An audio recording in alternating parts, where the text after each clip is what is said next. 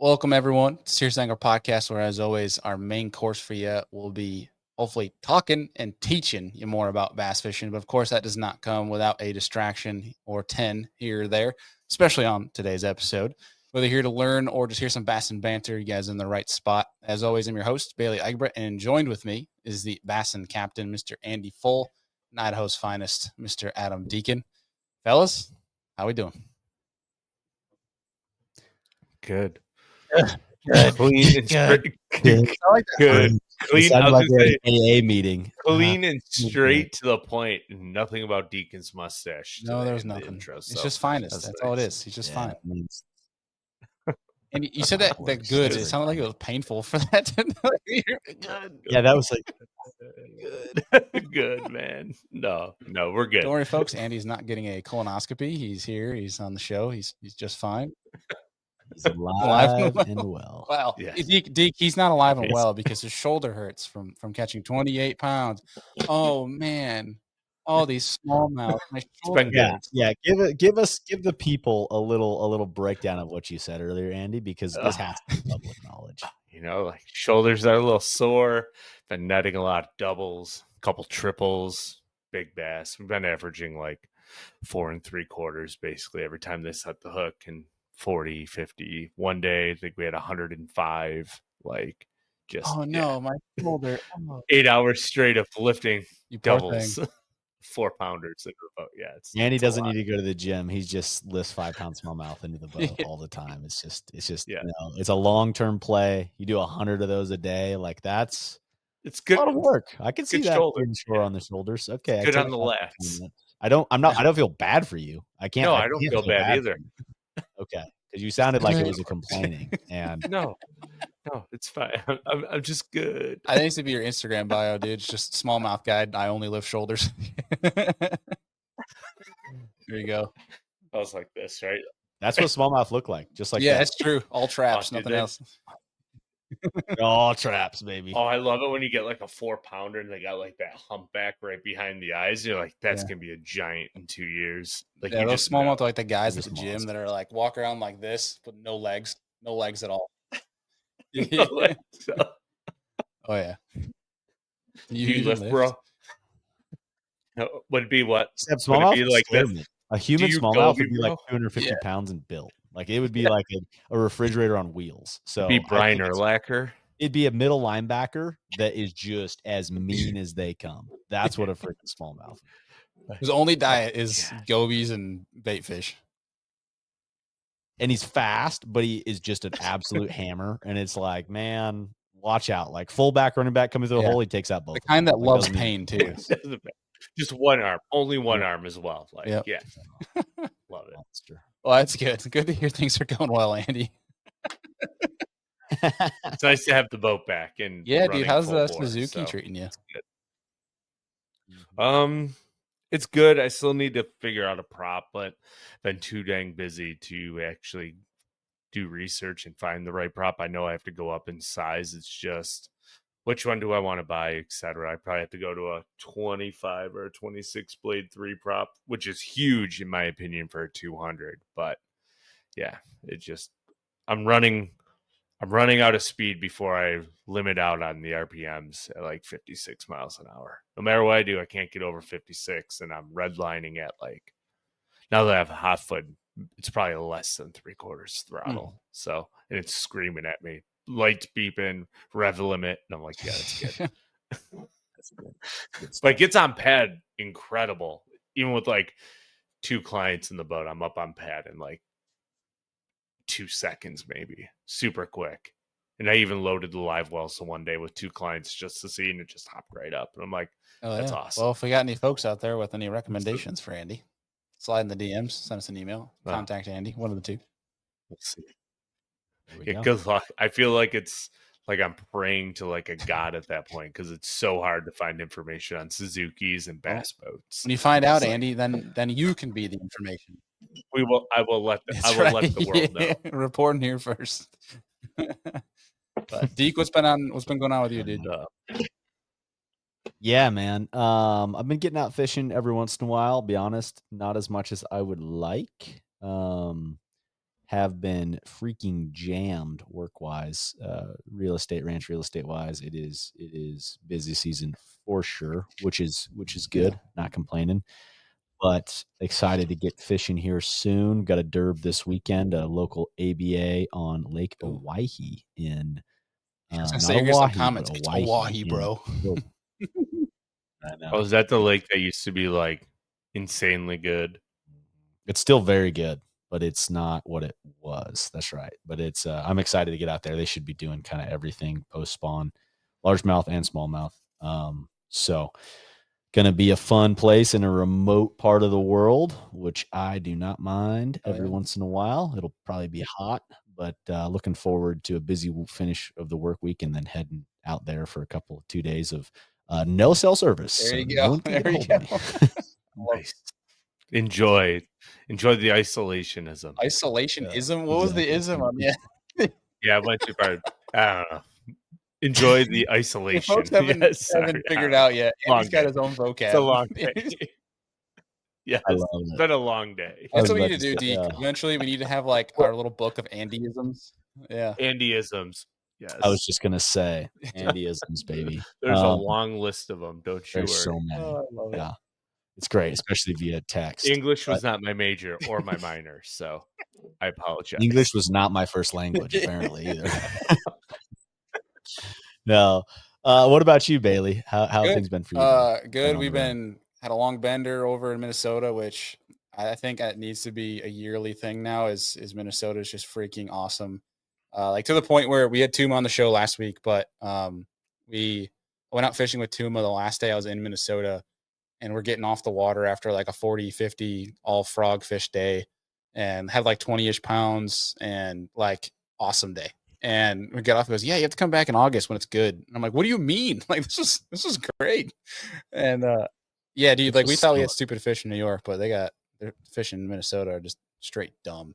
You know, they don't have like the amount of 6 pluses we have here in New York and some other states in the north, but that just sheer number of fish and different ways you can fish and that sort of deal is just incredible. So I really enjoyed time in Minnesota. Had a derb on Saturday, local derb, got fifth out of 50 something, and sucked it up, broke off a bunch of times. I'm learning with that the sinking braid. There's a quick expiration date on sinking. At least I was using All Might, and All Might's great, but I think there's a hard expiration date because it seemed to get brittle. Like my line broke Mhm. 3 times, like 10 feet up my leader knot. The braid would snap. On even like an easy soft lean hook set, like drag was fine. And so I'm learning I gotta be diligent in checking that, changing it out, that sort of thing when you're using that. Cause it was for me a heavy scope derb. Had the sniper pole rocking most of the day off the kayak with Mega Live 2, and it was fun. You know, got into a lot of fish. They were being weird though. But walking away with a fifth after dumping a bunch of big ones is, I guess I'll take it. So all good. Yeah, we're going out this Heck week, yeah. get some revenge Ah, on them sorry to hear. suckers. But There you yeah, we go. got a. With that being said, we got a Well, fun freaking episode today where we don't talk scoping, and that is Andy. Give us a little glimpse into what the folks can expect on today's episode.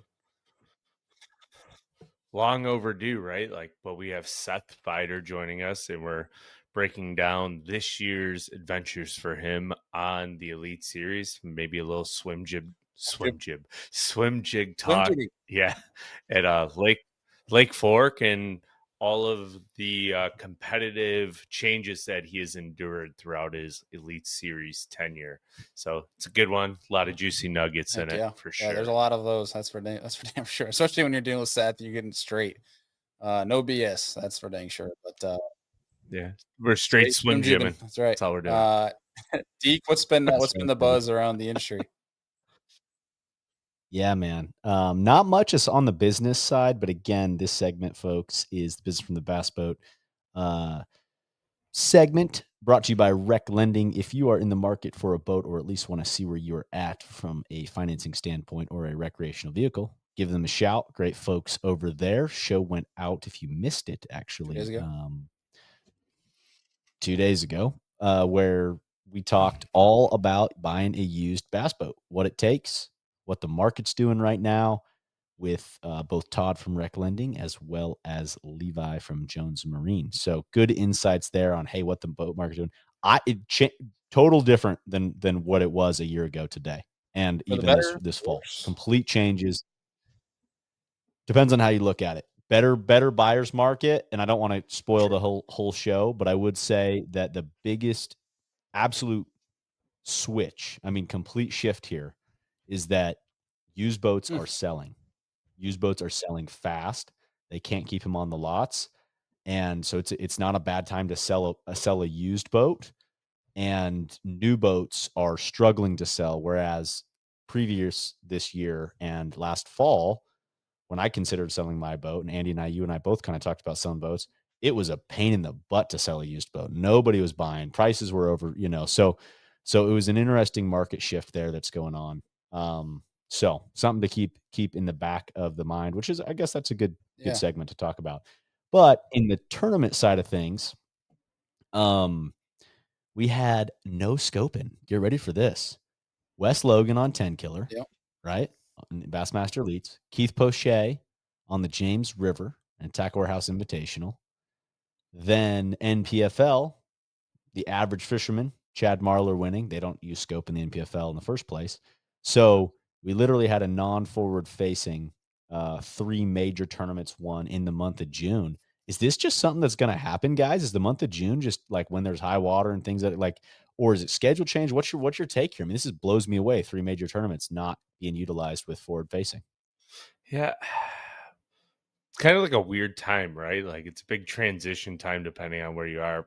Obviously, high water always sucks fish shallow, but when you're coming into the post spawn in a colder than average spring all across the US for the most part, those fish are just slightly behind. I'd be interested to see what next June looks like after what type of winter we have and see if the statistics align. But I don't think it's an anomaly. I think there's always fish where they are, but I think what's helping it is the cold spring along with the late spawn, along with high water.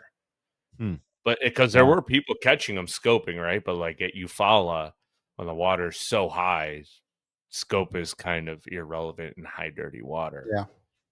Not completely irrelevant, but it kind of forces less I guess efficient in that certain circumstance. Good Lord, I'm getting the Andyisms. But I'm gonna use that from now on.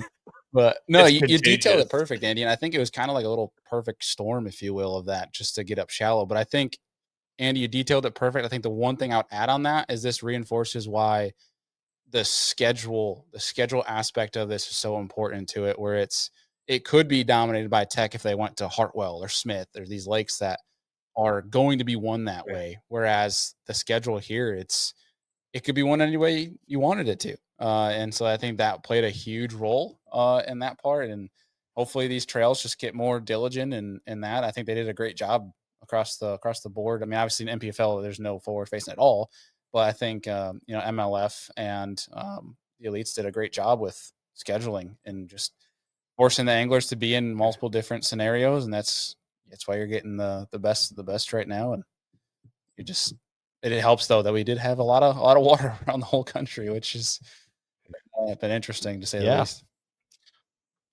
But that does kind of that can't. I mean, this is the time of year where that does happen, right? Not every year, but it happens a lot. This time of the year.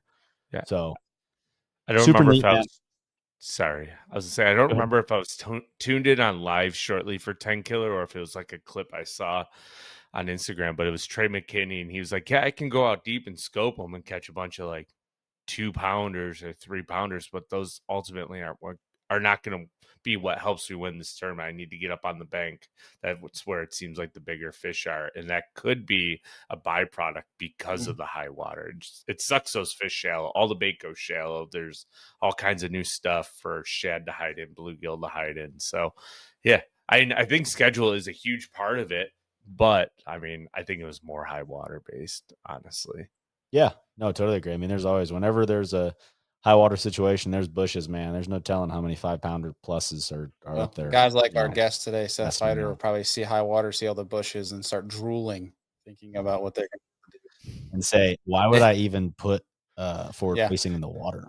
Look Probably at just that. keep covers on the grass. Uh-huh. Just go get on. That should be a new T-shirt. I like the bush. And it's just all about the bush. just a picture of a willow bush and a 5-pounder. Dude, you could take so many angles with that. Go Gosh. live in the bush, you know. Just you could take so many different routes with that. There you go. Bring back Yeah. bush fishing. Bring back the bush. Bushing. Bring back the bush. I love it. My. Okay. Last comment here to wrap things up in this segment. I would be remiss if I did not say, BAM Pro-Am, folks in the Northwest, or if you're in the West in general and want to see a unbelievably unique fishery this weekend, last minute here, June 27th through the 29th, BAM Pro-Am on Potholes in Washington State. They're currently needing boaters. I think they have more non-boaters than boaters signed up. So if you're a boater, non-boater, anybody, keep signing up. And it's cool to see a push from the Western Circuit into the Northwest that is not done very often. And Mark and the BAM guys are trying to make that happen. So they are having good success, but would love to see even more numbers there. And I'm a critic right now because I am fishing a different tournament this weekend and stuck working. So I am not going to be there, but you should go because you're better than me. And that's it.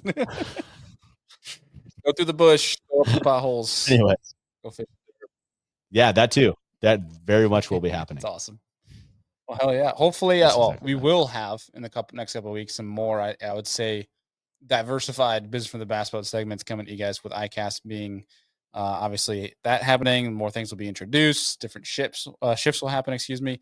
I guess the one thing we could have talked about, and we'll probably talk about next week, is certain brands that have pulled out of ICAST and how that might change ICAST for future. But that could be a whole show in itself. But so there's that. And we'll have that all covered once ICAST comes around. We'll have that in this segment. But before we get into the show right now with Seth, we're talking about this time of year, June, a lot of rain typically this time of year. Obviously, temperatures are getting hot. It's been 90s here in New York, but also paired in with the longest days of the year. So it's a perfect time to shout out our partners at Amped Outdoors. If you're spending dark to dark this time of year, you're spending a lot of time on the water, which means you need the power to be able to do so. You don't want to run out of it. So check out Amped Outdoors to power your guys' boat, kayak, things like that. And with it also being, hot, sunny, things like that, Hobie Eyewear, take care of yourself, and especially have some shades that can reduce the headaches, things like that while you're out in the water. And if you want to jump in, the nice part is that they float. So they'll probably float up faster than you will. So give those a gander. And there's $20 off a pair now if you guys go and check them out at hobieeyewear.com or the link down below. If you automatically click our link, it adds the $20 off to your cart. So it helps you guys out there. And then, especially Deacon, you've been rocking the Commanders, the new style of Hobie. Yeah, man. You posted a little spicy reel the other day. A little spicy reel, baby. It's summertime. Tops off. Here we go. Yeah, man. The Commanders are sick. They're super comfortable shades. I get compliments on them From all guys the or time, girls? like around town or anywhere else. Little column A, little column B. You single, ladies. Nothing wrong with getting compliments. That's right. There's a couple of other new ones out, by the way. Field and Stream exclusives, the Frontiers and the Pioneers, similar kind of style as far as aviator-ish or Top Gun-ish, that you will, from a sunglass style, not your typical fishing style sunglasses, which, hey man, I use them all. But when I'm not sight fishing like crazy, if I'm staring at forward facing sonar, or I am maybe not looking at the bank necessarily, I don't feel like I need to have all the wrapped tight, sight flash. That's when I'm generally doing, or the sight lenses is generally when I'm utilizing those. So I'd rather be in a comfortable pair of shades that's easy on the face. And so those are the ones I've been rolling. If you have that would stash, recommend. Come Halloween time, you already have to be Top Gun, dude. Super Trooper. That too. Or Super Troopers. One of the two. Very cool. Last but not least, Omnia Fishing right now, there's 20% off St. Croix Mojo rods. That's until the 28th. So if you guys want to take advantage of those. But fellas, I think without further ado, Mr. Seth Feider. All right, folks, we are joined with the one and only Mr. Seth Feider. Seth, how's things going, man? Good. Thanks for having me. Heck yeah. Was it nice smooth sailing back from 10 Killer? Oh yeah, that's a close one for me.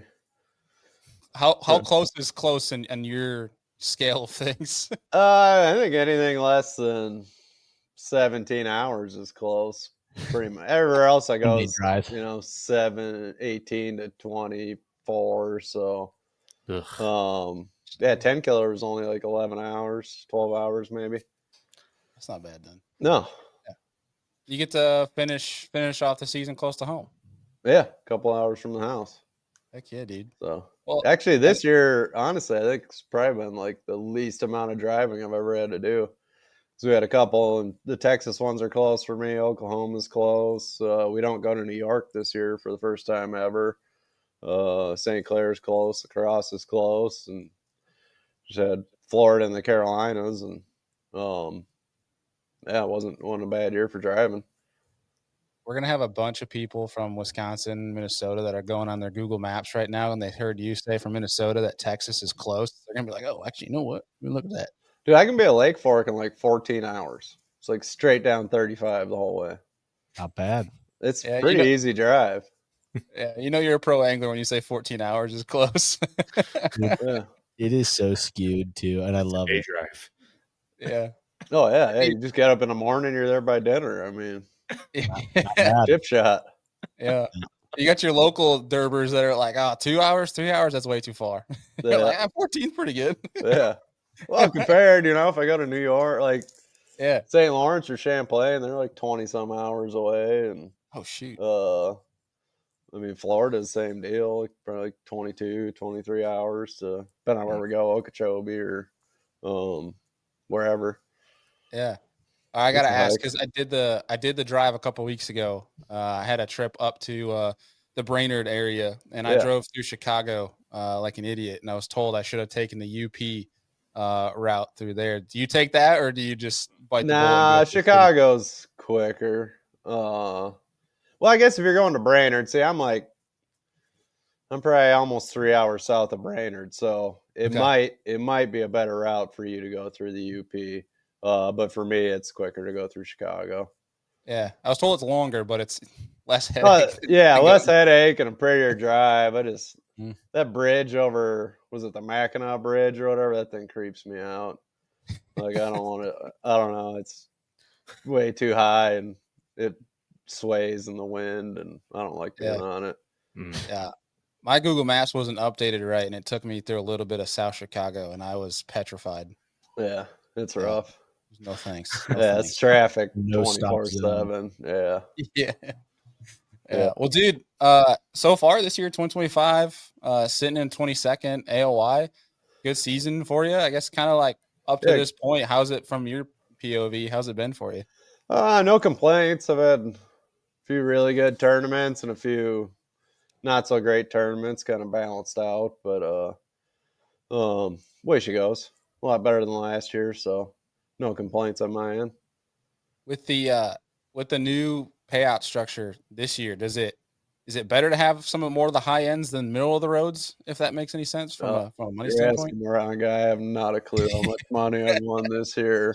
I know I paid a lot less in entry fees, but I don't know.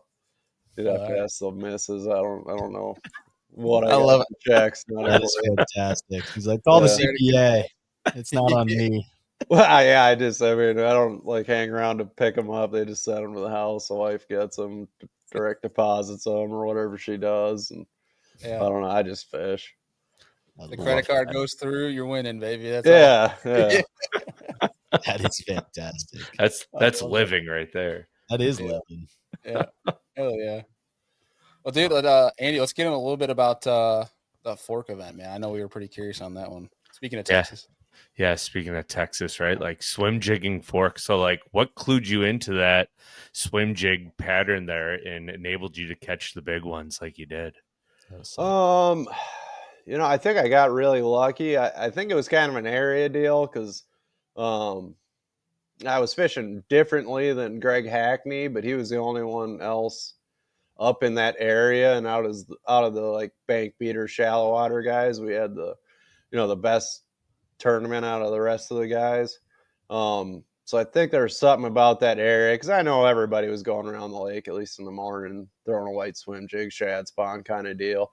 And honestly, I didn't really know, I had seen some big spawners in practice, and, I'd been through that area. I think it was maybe the first day of practice.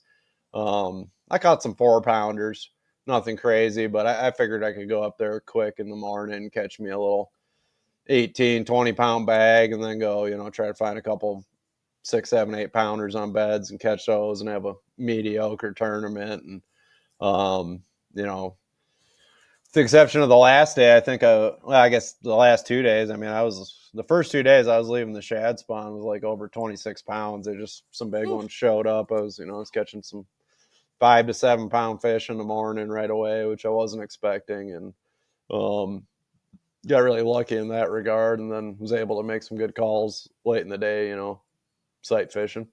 Man, quick question there on the shad spawn deal. I mean, we did an episode on this recently, but every time, and I'm not a shad spawn guy. I've done it like fishing in college. I did spend some time in Texas and Arkansas and chase some of the shad spawn stuff, but really don't deal with it in the Northwest. I felt like it was random for me. Like there was a day where they'd be there, and then there'd be a day where you'd be like, man, there's shad everywhere. Where'd the bass go? Like, what's kind of your take there? Why do you think those 5 and 7 pounders showed up? Or I catch 2 pounders, right? Like, Yeah. I think they were kind of migrating through that area, to be honest with you, because Hackney was fishing a little bit out and a little bit up from me, and I don't know, like my best 2 days were the first 2 days, and his best 2 days were the second and third day. He probably would have done better the fourth day had he made it. But the shad spawn, you kind of gotta like find them every day. Okay. I was kind of in an area, but the area I was fishing was maybe a um, half to 3/4 mile stretch of bank, and they're on different stuff every single day.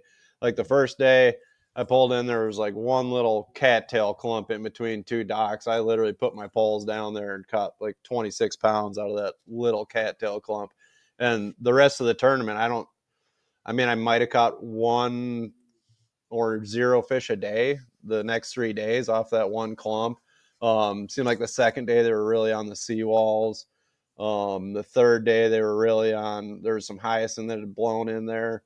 That was kind of the deal on day 3. And then on day 4, there was just kind of a couple other little stretches of reeds, kind of reed cattail stretches that they're in. I kind of stayed in that same little, like I said, maybe 3/4 mile zone, but every day was different. There was a bunch of docks and stuff in there too. I never really did much on the docks, but seemed like they preferred something a little bit different every day. But the nice part of the shad spawn, you can fish really fast. If you get anywhere near them, you're gonna know really quick. So keeping something, and the bait isn't real. Like I think I could have caught most of those fish on a spinner bait or a chatter bait or what have you, a white frog probably too. Swim jig's just I think a little more versatile, and I got a little more confidence in it. But something shaddy, white, something you can move water with, and just run and gun in the morning, because it's a short window. If you don't have clouds or anything like that, you're looking at an hour tops of good shad spawn fishing. So covering a ton of water right away in the morning is really key. And then, kind of keep your eyes open. If you see a bunch of birds somewhere, they'll tip you off on stuff like that. But like to your point, there was shad spawning up and down that whole deal. It wasn't just finding the shad wasn't the key. You had to find the shad that were getting eaten by bass. So covering water was kind of a big deal there, because that whole, Lake Fork, the entire bank had shad on it all the way around it. You know what I mean? And there's a lot of catfish and stuff up there too, eating them. And you just kind of had to relocate them every day. Was that a means of like just getting your bait wet and just burning ground, or were you like, could you visually see bass like blowing up on them type of deal to find them? I would see like that first day in the one cattail clump. The thing was just boiling. Like it was stupid. Like That's awesome. a lot of fish in there. I probably could have caught quite a few more. I was trying to save it. I probably shouldn't have, but a lot of the fish I saw coming out of the water blowing up were catfish. So I kind of just had to fish for them, like especially on the seawalls. You'd see them like, and they kind of sounded like bass too, just like goosh right on the seawall. But I noticed throughout practice in the tournament that a lot of those were just, I don't know what kind of catfish they were, just little 2-pound channel cats or whatever they were, not flatheads, but they were up there getting in on the shad deal, and a bunch of gar as well, and definitely bass mixed in with that, but it seemed like the good stuff was just bass. There is where there was a bunch of catfish blowing up that sounded really good and looked good when you were coming up to it. I didn't end up catching too many bass out of. What's your setup for that swim jig deal? I usually go 3/8 white swim jig with a cross aisle trailer, 30-pound braid. I've gone back and forth between like a 7 and a 7.3. I like a shorter rod, fast reel, 8-to-1 reel. And seems to work well for me. Like medium heavy, nothing real heavy on this straight braid. It's usually, yeah, I'm never really like with that kind of deal. I'm not like bombing casts. It's a lot of, pitching, skipping, roll casts, like keeping everything tight. I want to be able to, and it's hard early in the morning. You can't see that well, but I like to be able to see my jig. That's really why I'm using the white. I think a natural shad color or something like that worked just as well, but I like the bright white just for, I can see it and no one gets it, or if they're biting it weird, sometimes you'll just see your claws disappear and you got to wait for it to go down another second, then you'll see your jig disappear and set the hook instead of just jerking as soon as something touches it, but most of the time they just get it whole right away. Right. It's gotta be exhilarating when you see a giant mouth open up. Oh yeah. Oh, that's my favorite. Get it. Yeah. Oh man, yeah. They just got it's probably my favorite bite. I mean, really? I like frogging, but the difference with a swim jig and a frog, it just doesn't seem like, I don't know what it is about topwater. And don't get me wrong, it'll happen, but it seems like you got to have your bait further away from the boat to get bit on a topwater, where I'll have them eat a swim jig at my feet. You know what I mean? 10 feet of line out. I just don't seem to have that happen as much on a frog as I do with a swim jig. So it's still the same bite. That thing's right under the surface, and you get that big thing just come slashing through it and set the hook. And it's real visual, but it just seems like they do it closer to the boat than they will at topwater. It doesn't suck. Do you think part of that's because of the speed? I mean, in comparison, right? Like generally frogs maybe a little bit slower, or, like that swim jig, by the time you're at the boat, you're moving it so fast that they're just following it, and they're just, so mad they just swing at it. Possibly, yeah. I don't know what it is, but that could have something to do with it. No idea, but anyways, that I just never fished my topwater all the way to the boat like I do. Yeah, me either. And that, maybe that's why it is. I don't know. Maybe I need to start doing that. Like, wait a second. Like, why not? Well, you're talking adjusting in this tournament specifically up and down that bank, which is great to find them each day. Do you feel like there's been any adjustments this year that you've made in general with your fishing style? I mean, having a great season right now that you can point to, or is it kind of like, man, it's been a stellar year? I mean, some stuff's gone my way, and last year, I mean, I don't feel like I was fishing bad. I had, kind of some bad luck, bad breaks, key fish getting off, and this year I haven't really had that problem. But one thing I've kind of just committed to, just fishing more my style rather than last year. It was like, and last year was like the scopingest schedule of all time. I really split my time in practice and tournament trying to do both. And this year I've kind of just focused more on my strengths and just kind of, I mean, I got it on it. Don't get me wrong, I've caught fish off it. I use it quite a bit on perspective, blind bed fishing. And when we go to a place like St. Clair or something like that, that's all I'll do. But, the places where I can get it done how I like to fish, I think I've just been more all in on that this year rather than trying to do both and then not do either one very well, That makes sense. Totally. I'm getting a little more committed this year to what I'm doing. I love that. Oh yeah. Yeah. And with that, dude, when you won AOI, and I was back working at Gunpowder at the time, and I had to call you to do a press release. One of the things that you said on the phone that even to this day, it still sticks with me is you said how in practice, you don't want to figure it out 100%. You want to get like 75% and get to 100 in the tournament. Is that mentality still sticking with you now, or has that kind of changed at all? Yeah, no, that's kind of just how I practice and how I fish. It seems like anytime I get too dialed in, um, I get too unwilling to change in the tournament. You know, like every day is a new day, and when I get like really locked in practice, like um, Sabine River, I was like, I knew I was gonna bomb there because I was like so dialed. I was just like calling my shot left and right in practice, and um, I knew it was gonna burn me just because it always does, and I like to just kind of have a good idea what's going on after practice. I just want to be in a couple of the right areas. You know what I mean, and then really figure them out throughout the tournament and adjust with them. If I get really dialed in on something like where I'm calling my shot all the time in practice, I typically have really bad tournaments just because it's hard to get off, hard to change and adjust. You just keep doing it and keep doing it and thinking, that you're going to get them on the next one and on the next one. And then you look down and it's 2:00 and it's like, holy shit, like we're in trouble. You've heard a lot of guys say that, right? It's the bad practices are typically the ones that turn into great events, and great practices turn into, subpar ones. And is there a way to get out of that? Like you're saying, you're calling your shot in practice. Is there even a way to be like, oh shit, like I know this is what's gonna happen? Is there a way to even change that? I don't know. I should have just like quit doing what I was doing and just tried a bunch of other stuff. But I was so dialed, it was hard not to. Yeah, I feel like once things are feeling that good, it's like hard to sway from that. Yeah. But you're in that moment. I bet is in your head. You're like, oh shit, we're catching them now. I mean, I feel good at the moment. Then I'm sitting there. It's usually like the night before the tournament will hit me. I'm like, oh shit, like I got one thing and one thing only, and like, it's never the same for a week straight.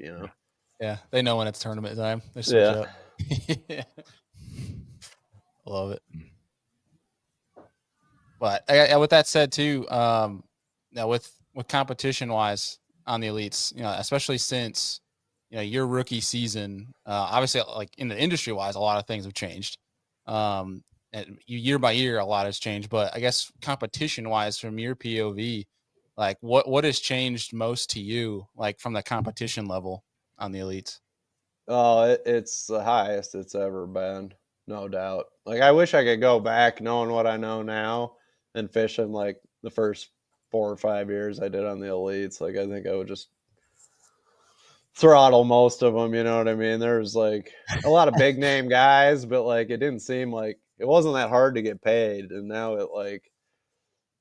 it is like. Tough. Like don't get me wrong, it always had really good fishermen. You had like Kevin Van Dam in his heyday and stuff like that. And you're not beating him on the Tennessee River, but uh, the depth of the really good fishermen has gotten out of control. I mean, now it's to the point where before there was maybe 20, 30 guys that would, if that, they would get a check every single time they fished a tournament, and now guys that are still at that level, I feel like there's 60 or 70 of us. So mathematically, obviously, we're not getting checks every time we fish, but Right. to that level that, I mean, I feel like I'm one of them guys that's good enough to like get paid every time I fish, but like I think what we fished, I mean, I'm like 4 out of 7 this year, Yeah. and like having a pretty good year. And like before, I feel like if I was fishing at this level, I'd be, cashing every tournament I fished. Wow. So That's a really interesting point, man. It's like there's this, I don't know, we've been talking about this some, but like a balancing of the field in general, right? Like there's just not that takeaway, like you said, top 20, 30 guys. It's now spreading further of just like everyone's consistent, crazy Oh yeah, across the board, which yeah. is wild. No, we got like at least 70 plus like hammers. Like Mhm. just before too, when I started out, like with the way stuff was set up, like your rookies would come in and, maybe a couple of them were good and few of them might have a chance at making it, if they caught a break like I did.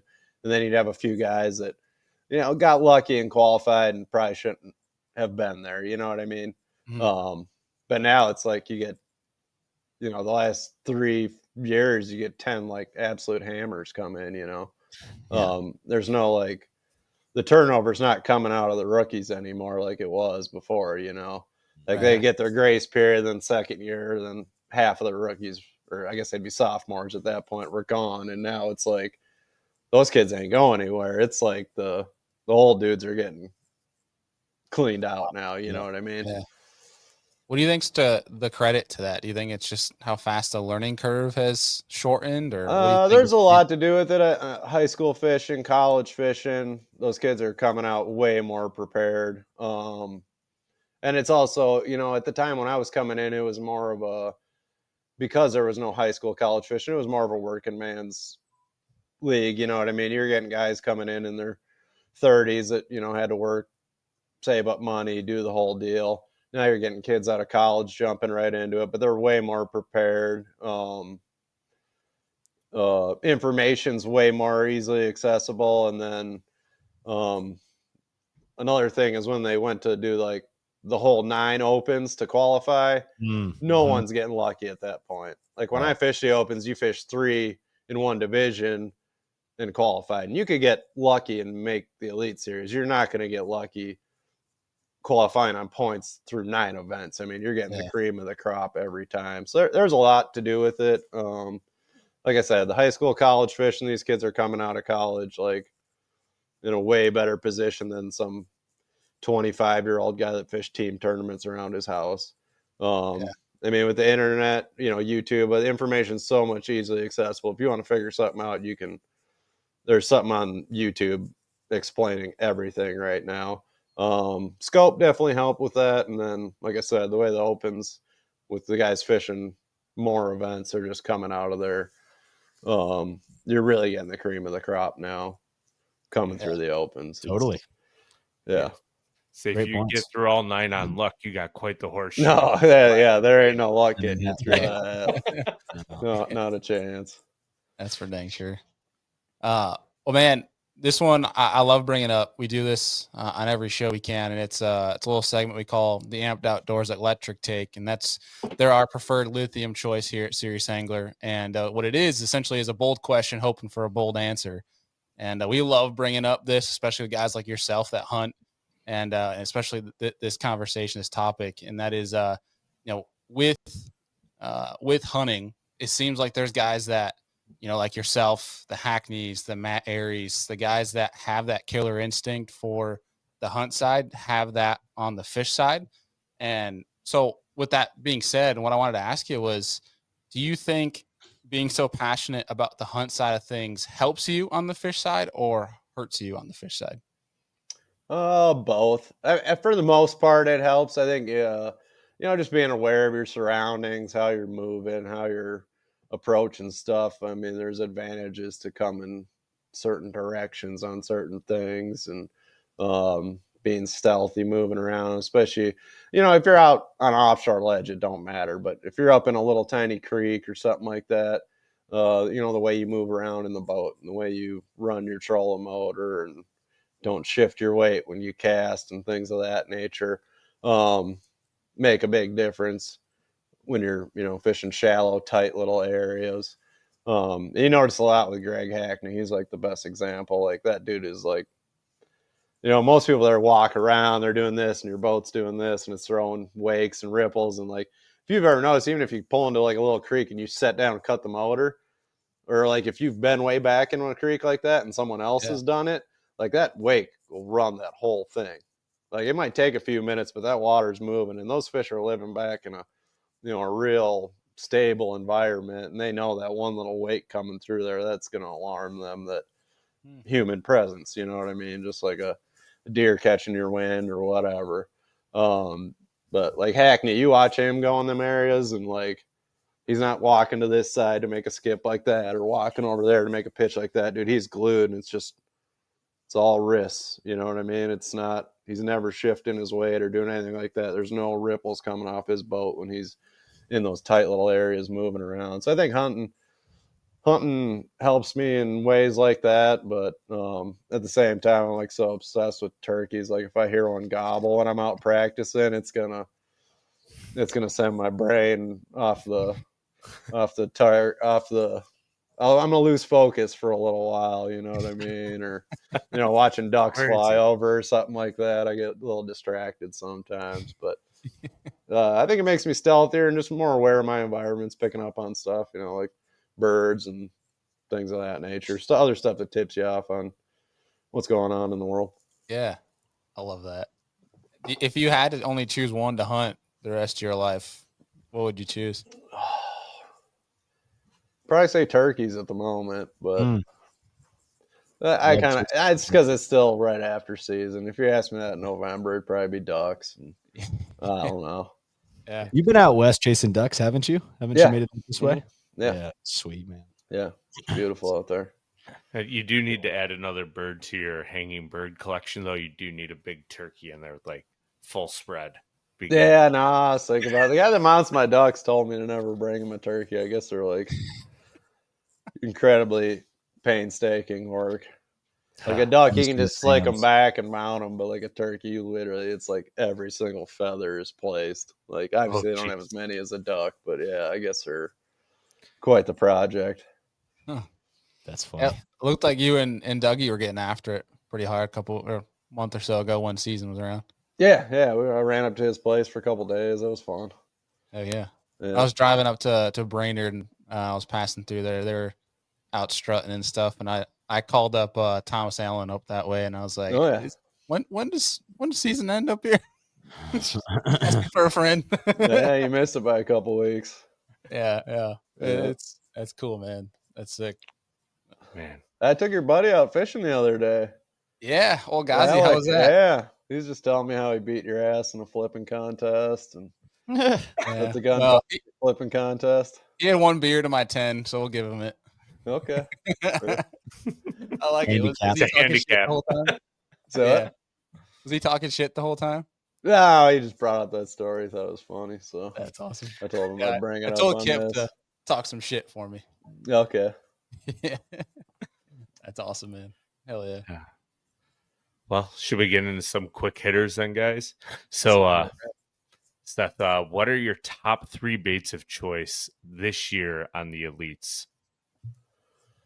I mean, I guess they're kind of the same all the time. It's going to be swim jig, frog, and a flipping jig. I mean, maybe a Texas rig, mix that in there, but that's what I'm. If I'm catching them good, that's usually how it's going down. So, to add on to that, when would you choose a Texas rig over a jig or vice versa? Usually kind of mostly around the spawn, I'll go with a Texas rig. If it's straight pre-spawn, and it depends on the fishery, If it's a big fish fishery, place where you're going to need 4+ pound bites, I'm going to lean towards the jig. If it's, a Sabine River or something like that, I'm going to lean more towards the Texas rig. And then if I think they're spawning, even if I can't see them, if we're just getting close to the spawn, I kind of lean more towards a Texas rig than a jig. I dig it. And a lot of times in practice, I'm more Texas rig than jig. It comes through stuff a little easier. I feel like I get more bites on it. And then, like when I'm flipping grass and stuff in practice, it's always a Texas rig. And then come tournament day, it's almost always a jig. Just kind of targeting bigger fish, but it's just easier to cover water with a Texas rig, especially depending on the cover you're in. It's just comes in and out better. I get more bites and kind of clues me in faster on stuff, and then I can kind of, I guess, target the bigger fish with a jig come tournament time. Yeah, I know that you made the craw tube pretty famous, especially for us North folk. Have you found that to be pretty successful down south too, or is that just? I honestly, I never try it down south. I need to, but for me, it's a grass bait. I'm sure it would work in like the pads and reeds and stuff in Florida. I haven't really tried it. I probably should, but if I'm in New York or Florida or Minnesota, Wisconsin, like that's my go-to Texas rig soft plastic bait for the most part. Yeah, I like it. Hard to beat. Yeah. But I need to try. I mean, the thing was invented in Texas. It must work down there. So I don't know. I never flipped it down south. I just lose all confidence when I get out up north with it. Like I don't even bring them in the boat. Like don't even pack them in the truck. But like if I go to like New York or Minnesota, it's like that and a bag of jigs is all I bring. He's loading up the truck and he looks at that box and he's like, "I'll see you soon." Yeah. Oh yeah. I got like 100 packs of them, and they just leave them at home. I'm sure they work in Florida. I don't know why I don't use them. Yeah. Well, we'll say this: the next time you guys go out to Florida and you're smoking with a craw tube, we'll remember this conversation. Yeah, or like I'll bring them next year. Yeah, Rayburn or like Gunnersville. You'd think it'd be the same deal when it's a. I guess I have caught them on Gunnersville on it, but I was flipping milfoil. So that's probably the only place down south I've caught them on it. Got it. Oh yeah. Well, this is a fun one we've been asking some guys lately, and it's basically if you were to be able to pick a team derby partner that's in the elites right now, who would it be and why? I mean, Matt Robertson would be mad if I didn't say him because he's my roommate. And depending on where we go, I might pick him, but he'd actually be a good one. I'd probably go with him because we balance out pretty good. He's kind of more of a offshore deep water guy, and I can beat the bank. So I think we'd make a pretty good team. I'd just go practice shallow. He'd go idle for 3 days, and that would be we'll find something between the two of us. Yeah, that would be a heck of a team. That would be awesome. We need a camera on that boat, sure. Yeah, we need a camera on that boat. Yeah, sure. Sweet. And then I guess the second would be, and maybe it's the same answer. If you were to have another bachelor party, who would be the one to schedule it that's on the Elite Series right now? I guess Matt. I mean, he takes care of all our Airbnbs and stuff like that. I'm pretty irresponsible, so yeah, probably him as well. That's shocking. I love that. Wow. He's the responsible one out of the two of us. Yeah. Oh, jeez. Oh man. Like I would just show up like the night before practice and be like, oh, I guess we'll just get a hotel here, or something. I'm not a good planner. Probably been many a night sleeping in the truck, I'm sure. Yeah. Love it. Well, dude, to cap things off here before we wrap this sucker up is we ask this every time someone, it's their first time on the show. And that is if you could sit down with 3 different individuals, it doesn't have to be fishing. They could be alive 1,000 years ago, alive now. It doesn't matter. It could be anybody. To sit down, have a beer, have a steak, pick their brain. What 3 people would you want sitting at that dinner table? I guess I'll go Hackney. I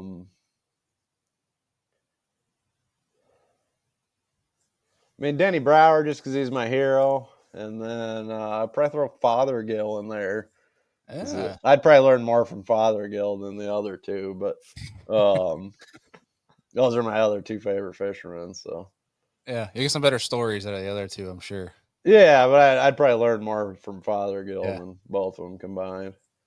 Have you guys shared the boat yet, being both from Minnesota? No, we're actually we're planning on going out, I think, next week. So, but he wants to come down to my house to frog fish, and I don't know. I think he's punking me or something. I don't know. I was kind of hoping to get in a boat with him and do some scoping, but I guess we're just gonna go frogging by my house. So, and you should just play the veteran card, like, no, we're going in your boat. Well, that's all right. I mean, you want to go frogging? I'll go frogging, man. I'm into it. Like, yeah, I'd rather do that. I'd learn more scoping with them, but yeah. I love that. Hell yeah, dude. That's the follow-up bait. Go scoping next. Yeah. Next time we go, I'll make him take me and teach me his Jedi ways. Some Jedi ways. I love it. Well, dude, I bet he's got some little weird baits. Oh. He's like the American Koyo. Dude, for sure. I agree with that statement. Yeah. I saw him tinkering earlier on his story. It looked like he was in the shop getting a little meticulous with things, but I could definitely see that side of him. Yeah. That's cool, man. Hell yeah.